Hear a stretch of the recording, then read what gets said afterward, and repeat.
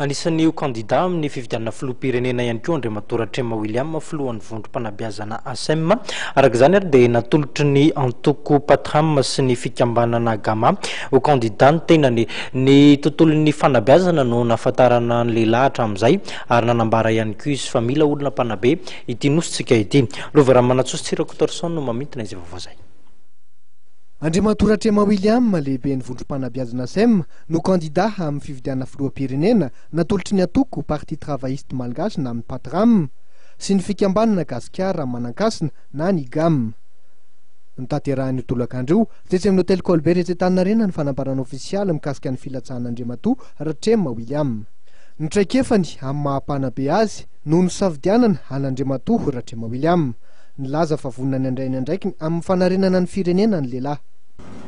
Rehefa naka ny hevitsy ny vady aman-janako, naka ny hevitsy ny firaitako, naka ny hevitsy ny fianakaviana sy ny namana matsakaiza tena akaikiny foa dia nanapa-kevitra fa andray andraikitra eto ny firenena.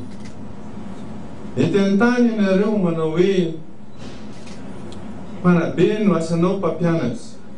Mety misy ny teny soratra masina manao hoe ny mpampianatra aoka mpianatra, ny mpananatra aoka hananatra. Zaho anefa dia mihevitra fa ny andraikitra raisiny eo amin'ny firenena, indrindra amin'ny toeran'ny filoham-pirenena dia fanohizana ihany amin'ny endrika mivelatra sy lasa lavitra kokoa ny asa mampanabe ny tena. Mila mpanabe ny firenena. Amin'ny alahady avy izao no ametraka ny antota taratasy filatsaka hofidiana filoham-pirenena Andriamatoa Ratrema William.